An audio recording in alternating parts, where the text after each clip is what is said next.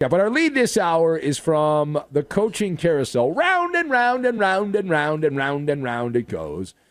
Now, we've seen already not one but two NFL coaches who have faced the coaching guillotine.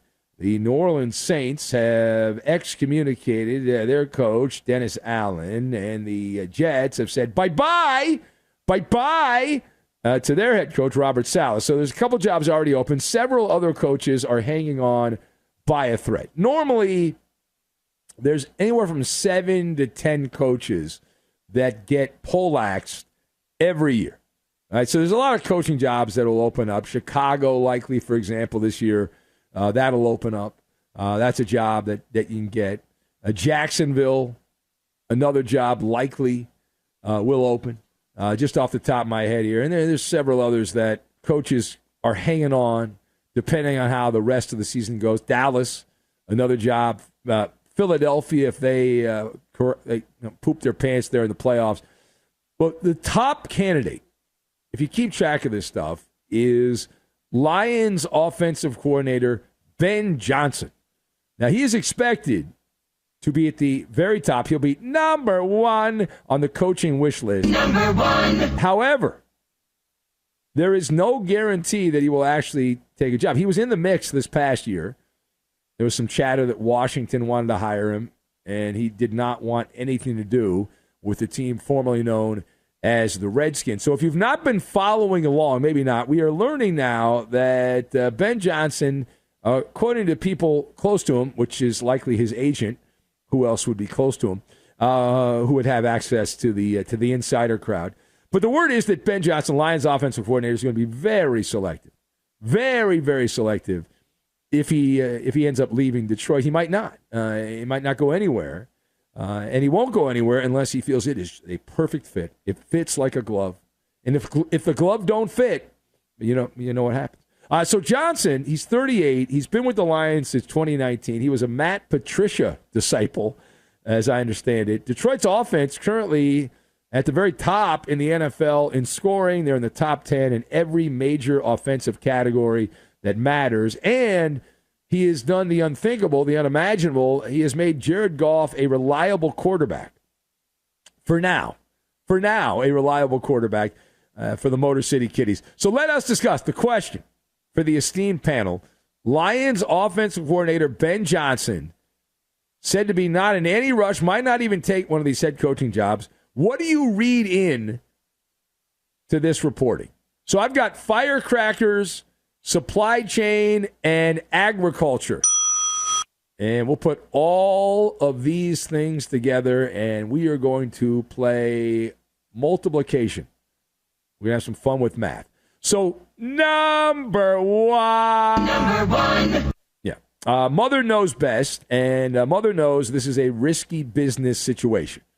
And there is a fine line between the insanity of not taking a coaching job and the insanity of taking a coaching job. Being fussy is one thing. However, there are limits to this. And I look at it like dating, and I hear this a lot. Women, you hear this story a lot. It's like the same old story. Women, when they're young, they got everything going for them. They got the good looks, the whole thing. And then they have like a laundry list of demands for a man, right? And so they don't end up getting married or whatever. And then when they're ready to finally end that list, by that point, they've missed the golden window, right? There's this golden window where everything's lined up for you. Ben Johnson, right now, he's in that golden window where everything's lined up. He's Mr. Popular. He's a genius. He's boy wonder. He's a Mensa, all that crap that they pump up assistant coaches. But it doesn't last that long.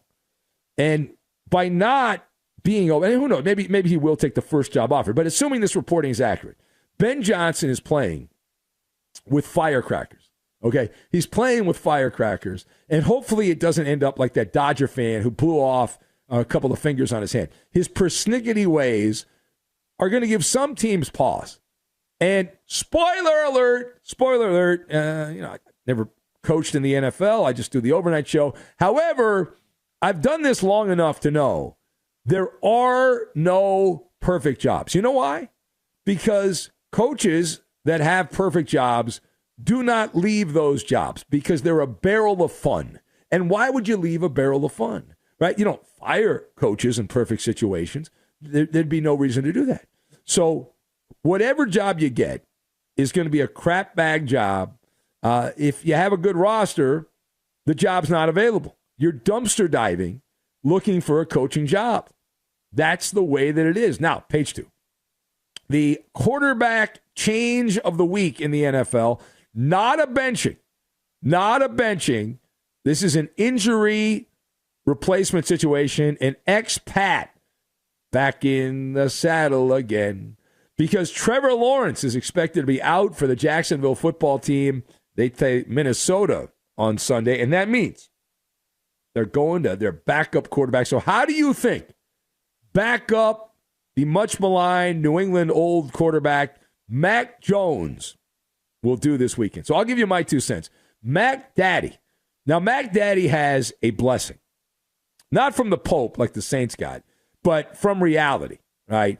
There is a supply chain shortage of optimism. And what I mean by that is Mac Jones has the blessing of low expectations. He was a star in exhibition football, but who cares about that? We in here talking about practice games. Not a real game. Not a real game. Not a real game. Talking about practice games. And as we have seen with New Orleans, they had another preseason hero who took over for Derek Carr and Mr. Rattler. That did not work out particularly well. So Minnesota has a pretty good defense, although the last couple of weeks they've been spotty. They've been spotty for defensive coordinator Brian Flores. They definitely run hot and cold recently. So Mac Jones, we know he has his work cut out for him. I expect nothing. I expect a lot of checkdowns, short passes, because that's what he did with the Patriots. So I don't think all of a sudden he's going to break out. Now, will that happen? I mean, you've got to be kidding me, right? I would be shocked if he goes out and throws for 350 yards. Most likely Mac Jones will be like 160 to 180 yards and maybe 1 touchdown and 1 interception, or no touchdowns and 2 interceptions. And that'll be that. That'll be that. All right, final point. We now turn to political football. Third rail, my man. Third rail. Say what? So with President Trump returning to the White House, the pundits, meaning the gambling market, is already trying to find out who's next. Now, we know no matter whether it goes good or bad for President Trump, he's only going to be there for 1 term. That's it. So based on the gambling market, the reason I'm bringing this up, this is a sports show, my man. I know. An NFL quarterback, a current starting NFL quarterback, has been listed as a future presidential candidate. It is not Patrick Mahomes. It is Aaron Rodgers. Now, you remember that Fugazi story where Rodgers was going to be the vice presidential candidate, and his name popped up, which turned out to be just a nothing burger. But here's the story. Aaron Rodgers, this is based on the gambling odds, has a better chance of winning the 2028 presidential election in these United States than a Super Bowl as Jets quarterback. Your thoughts on that? So I give this one side eye. I do. Rodgers has a better chance of moving away from the NFL to some jungle in the Amazon and selling ayahuasca on the wholesale market to Costco and Walmart and Target, right? And because he's not really going into politics. I do understand playing for the Jets limits you, and there will be no Super Bowl unless you happen to be really good at Madden and you can somehow get the Jets there. Other than that, forget about it. That's not happening. So this story is agriculture. It's cyber agriculture. It's engagement farming. Click it or ticket. It's click it and clickety click and all that early and often. And that's how you have to get your money. Engagement. You're engagement farming.